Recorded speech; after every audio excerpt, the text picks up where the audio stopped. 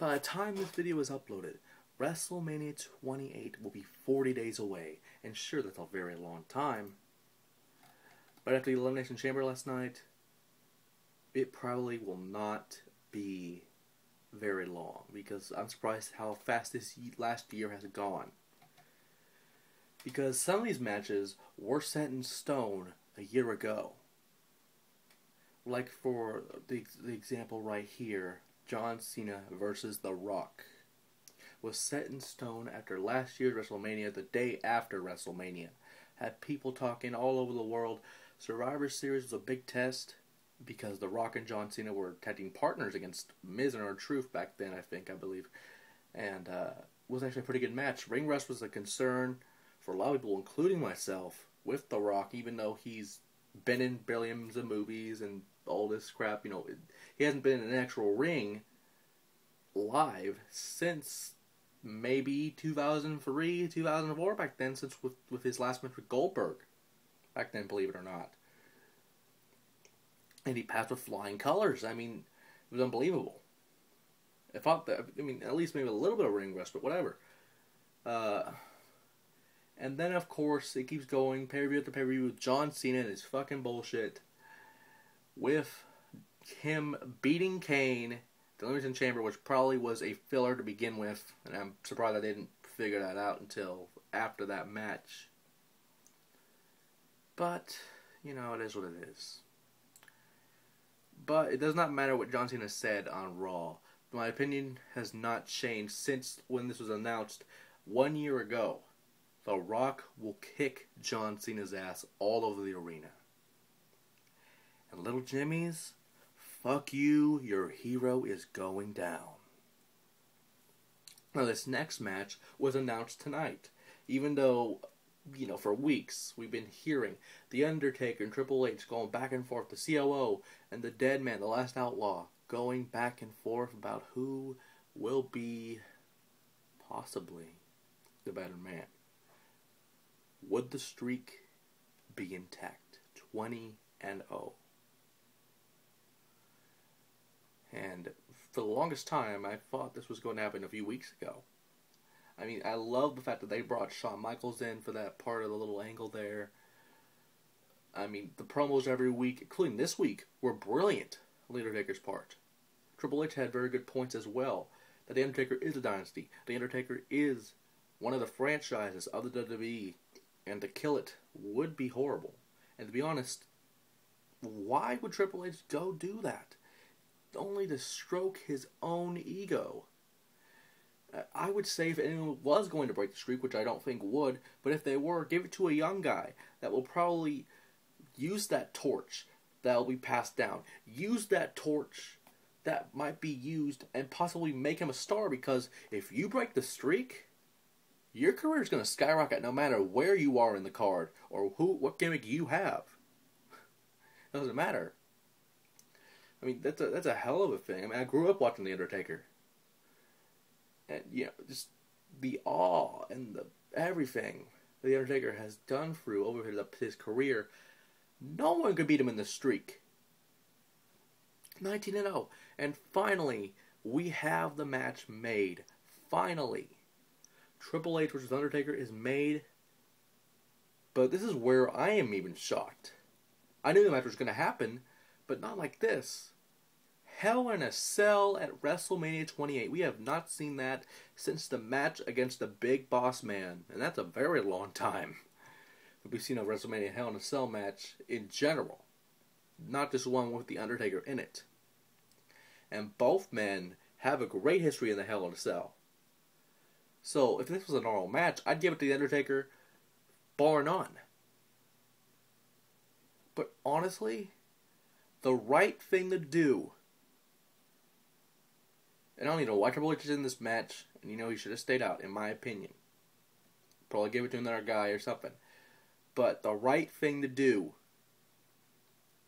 is for Undertaker to win this match and retire at 20-0. And I hate saying that. Everyone's going to have to retire eventually. But that would be the best way, I would think, and this is probably why they're doing this. Hell in a Cell 20-0 And for sure, a first ballot Hall of Famer is The Undertaker. For sure. I'd be surprised if they didn't induct him maybe the following year or the year after, because like they did with Edge and other people that are retired. I mean, Undertaker should have been inducted years ago, but that's another story for another time. The next match is for the world title. The Royal Rumble winner Sheamus will face Daniel Bryan for the World Heavyweight Championship. And to be honest, I'm surprised Daniel Bryan won the Elimination Chamber. Now, for granted, he is a great technical wrestler. He is a great wrestler in general. And sure, I might have fallen for it. I might have taken the bait. But Santino Marella, of all people, was this close to winning the world title. This was the hell of a push for Marella. And I knew about this weeks before. I knew about this maybe the Tuesday after when WWE actually talked about it, and so did THQ's WWE YouTube page, whatever, talked about it on Facebook or whatever, their Facebook page. And to be honest, this was the greatest thing that could happen to Santino. He was pushed to the moon and back. He could have won the damn thing. He almost won the damn thing. That would have been the upset of the century, the upset of all upsets. And then on Raw, they fucking squash him. But at least he lasted a while in the Battle Royal. So that kind of made up for it. But Daniel Bryan defending against Sheamus. Now, I like what they've been doing with Daniel Bryan as of late. With the whole thing with Big Show and AJ. Which is, really... I think Big Show should have been suspended for that. Months ago. Because, honestly, he could have pulled back. And he did. And to be honest... There's rumors of Big Show facing Shaq. I'm not sure if that's confirmed yet, but that would be actually a heck of a match, and that would be a big way to say fuck you to the Big Show, in my opinion. But for who wins this world title match? I don't really know. I would probably have to go with Sheamus, just because of on the biggest role of his career he has been on. Ever since he debuted a year ago and won the WWE, or a few years ago actually, and won the WWE title from John Cena at TLC. No one thought he would win the title then. Even I did, because I still hate Cena to this day. And I still do. But Daniel Bryan will probably lose this match. He might get a rematch, go figure. But Sheamus, if anything, they're pushing this guy to the moon. In my mind, like most of the Royal Rumble winners, he will win the title. And finally, for the WWE Championship, the match that everyone's been wanting to see for years. Chris Jericho, the best in the world in what he does, versus the best wrestler in the world today. Not in my mind, but in several people's minds for several years. CM Punk. Now this feud has been made sure of that will happen all the time. I mean, ever since he came back, I knew it was going to happen. But it was great the way they did it. Chris Jericho won the Battle Royal tonight. And now we finally see it. Will the end of the world, as you know it, truly come? Especially with this Mayan bullshit. Fuck the Mayans. It's not going to happen. But will Chris Jericho win the title?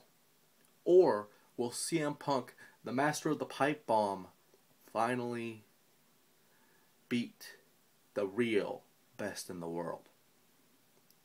All I have to say for this one is, either way, I would be happy. I don't care. But what I do care about is that this, and many more matches like we talked about, will sell this pay-per-view to the moon. And they're not even done booking. This is only the first few weeks of an actual card being built. Not just one match, but 4 so far. Elimination See, I'm getting things mixed up now. WrestleMania is 40 days away, and it'll be worth the wait. I can guarantee you that.